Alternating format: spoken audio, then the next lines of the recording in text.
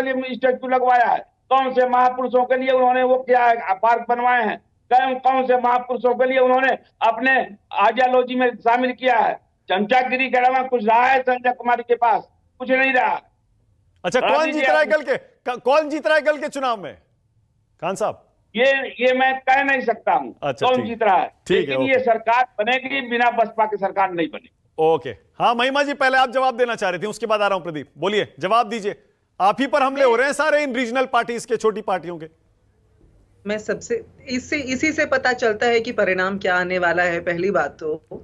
और दूसरी बात ये कि ये इनका जो टाइटल है वो चेंज कीजिए मानक जी। जनता को गुमराह कर रहा है ये टाइटल। राजनीतिक विश्लेषक नहीं है, बसपा के प्रवक्ता हैं, वही दिखाया जाना चाहिए। वरना जो है जनता वो बड़ी मासूम है और वो कंफ्यूज हो जाती है। तो ये जब इतने धड़ल्ले से मायावती जी का नाम ले रहे हैं और बसपा की बात कर रहे हैं। खान साहब एक एक करके विश्लेषक का जो स्थान होता है विश्लेषक का स्थान बड़ा पवित्र निरपेक्ष स्थान होता है। ये एक जाति की, एक पार्टी की राजनीति की बात यहाँ कर रहे हैं। सबसे पहले तो प्लीज वो लेबल लगा दीजिए, वरना ये बिल्कुल अनएक्सेप्टेबल है कि एक व्यक्ति विश्लेषक बनके आपके शो पर बैठ के एक पार्टी की बात करे। और दूसरी बात ये, इन्होंने यहाँ पर हरियाणा के चुनाव में बैठ खान साहब मौका दे रहा हूँ आपको, एक सेकंड रुकिएगा, एक सेकंड, अभी मौका दे रहा हूँ खान साहब, मौका दे रहा हूँ, रुकिए ना, मौका दे रहा हूँ। एक नेता के झंडे गाड़ने का तो काम कर लिया, लेकिन हरियाणा की जनता के मुद्दों पर इन्होंने दूसरी पार्टियों पर भले ही सवाल उठाए हों, लेकिन मैं दावे के साथ कह सकती हूँ हरियाणा के जमीनी मुद्दों से ना तो ये वाकिफ हैं। ये यहाँ एक झंडे की, एक रंग की, एक पार्टी की बात करने के लिए बैठे हुए हैं और वो हम सबको नागवार है। ओके, हाँ खान साहब अब बोलिए, जवाब दीजिए, बोलिए। देखिए, ये मैडम बैठी है, इनको पता होता कुछ है नहीं। 4 दिन से आई है कांग्रेस में, जो मर जाए बोले। 96 में किसके साथ समझौता किया? 96 में किसके साथ समझौता किया था उत्तर प्रदेश में? 96 में किसके साथ समझौता किया था मैडम? 96 में आपको 120 सीट दिया गया था। बहन कुमारी मायावती जी ने 120 सीट दी। ये बहुत आपके जनता का सपा वाला लग रही थी और जीत नहीं पाई थी उत्तर प्रदेश में। और बहन कुमारी मायावती जी ने 85 सीटें जीती थी। कुछ नहीं है इनको पता। अच्छा ओके, खान साहब एक सेकंड रुकिएगा, खान साहब एक सेकंड। आपसे दरखास्त है खान साहब, आप बड़े हैं, अनुभव में भी ज्यादा हैं, निजी टिप्पणी करने के बजाय मुद्दे पर बोलें तो बेहतर होगा। इनको नहीं पता, इनको नहीं आता, इस तरह की टिप्पणी करने के बजाय आप मुद्दे पर बोलें। मैं तो कह रहा हूं कि 1996 में बीएसपी से कांग्रेस ने समझौता किया और 120 सीट बीएसपी ने दिया था। ये मुद्दा है, नहीं पता है मैडम? नहीं पता। आपके कोऑर्डिनेटर्स शायद इन्हें बताना भूल रहे हैं कि आज की चर्चा हरियाणा पर है। ये हरियाणा की जमीन से नावाकिफ हैं और एक पार्टी का झंडा लेकर के विश्लेषक के रूप में बरगला रहे हैं। इनका सबसे पहले अच्छा ठीक है, ओके एक सेकंड रुकिए खान साहब, एक सेकंड रुकिए प्लीज, एक सेकंड रुकिएगा। महिमा जी, वैसे मुझे पता है, शायद जहां तक मुझे लगता है आपको मालूम होगा, फिर भी अगर नहीं है तो बता दूं, एमएच खान साहब बीएसपी के पुराने नेता रहे हैं, प्रवक्ता भी रहे हैं।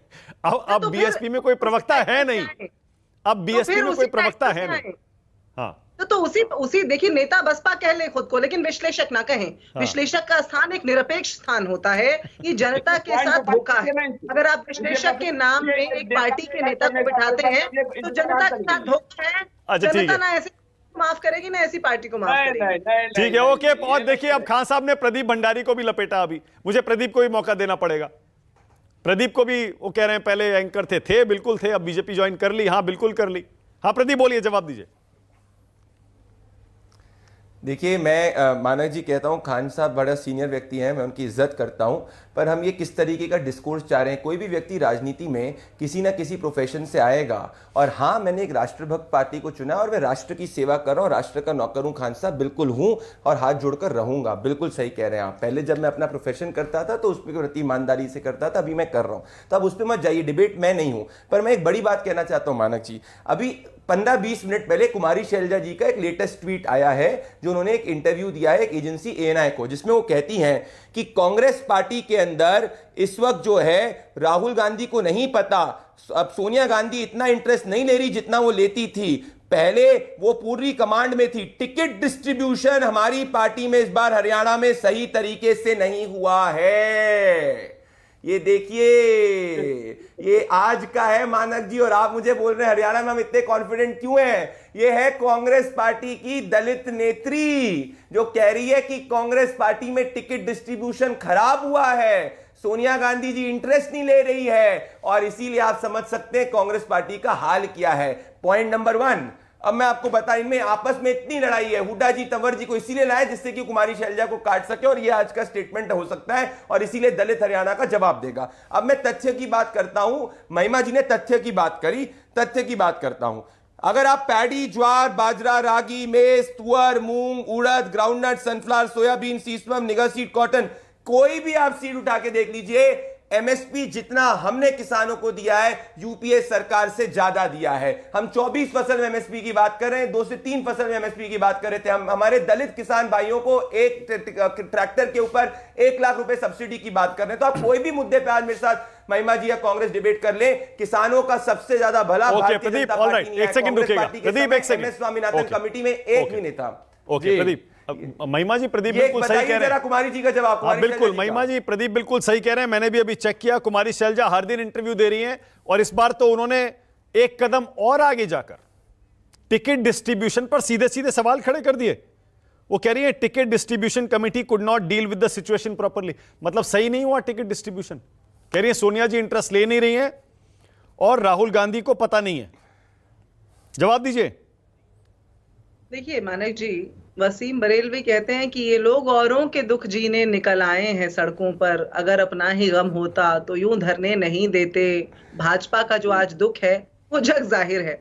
इन्हें मालूम है कल बटन कहां दबने जा रहा है। तमाम नफरती, जात पात, बिरादरी, सांप्रदायिकता फैलाने के बाद और हमारे नेताओं के ऊपर छींटाकशी करने के बाद कल क्या होने जा रहा है इनको पता है। आज हमारी एक माननीय नेता, माननीय सांसद अपनी व्यक्तिगत बात अगर अपने एक साक्षात्कार में जो वो अपने व्यक्तिगत स्तर पर दे रही हैं वहां कह रही हैं, तो वो जो इंटरव्यू है वो एक व्यक्तिगत वक्तव्य है। और दूसरी बात ये कि मेरी पार्टी का जो औपचारिक स्थान है, मेरी पार्टी के अंदर जो है अंदरूनी तौर पर क्या होता है वो मेरी अपनी पार्टी का मसला है। हाँ, भाजपा की रैलियों के अंदर मंच पर राव इंद्रजीत सिंह नहीं आते, और इनके जो रामविलास शर्मा हैं वो नहीं आते, और खट्टर को तो हरियाणा से दूर रखने के लिए पता नहीं कौन से जतन करने पड़ रहे हैं भाजपा को। और ये जो तरह के मुद्दे हैं, कविता जैन के आंसू सबको याद है, इनके अपने जो आजाद महिमा जी ऐसा लग रहा है, महिमा जी ऐसा लग रहा है आ रहा है। कुमारी शैलजा जी जो कह रही हैं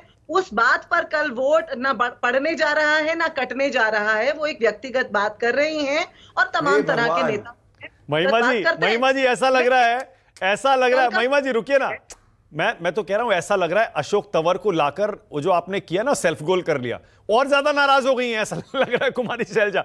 अब तक इतना खुल के नहीं बोल रही थी, उनके आने के बाद जो इंटरव्यू दिया है उसमें तो देखिए क्या क्या नहीं बोल रही हैं, उल्टा पड़ गया दाव। मैं फिर से वही बात दोहरा रही हूं मानक जी, ये बेमानी है। अशोक तंवर जी आए हमारी पार्टी में, दोबारा से कहती हूँ, लाए गए या आए में अंतर है।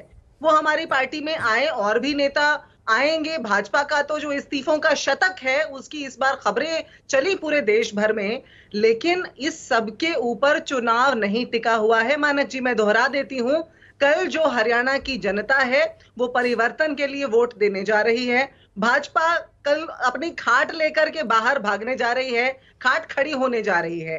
8 अक्टूबर को चुनाव के नतीजे जो हैं वो जनता के मुद्दों के पक्ष में आएंगे, अपने विकास की हिमायत में। जैसे अशोक तंवर पर महिमा जी जैसे अशोक तंवर पर प्रदीप थोड़ा सा लड़खड़ा जाते हैं ना जवाब देने में, क्योंकि उनके नेता चले गए, सुबह उनकी रैली में थे और शाम को आपकी रैली में। उसी तरह कुमारी शैलजा के इन बयानों पर मैं आपकी मजबूरी समझ सकता हूं, पर दाद दूंगा आपकी कि कैसे कैसे बयानों के आपके डिफेंस में आपको जवाब देना पड़ता है। बताइए, खुलकर कह रही है टिकट डिस्ट्रीब्यूशन ठीक से नहीं हुआ, आप कह रही है निजी बयान है।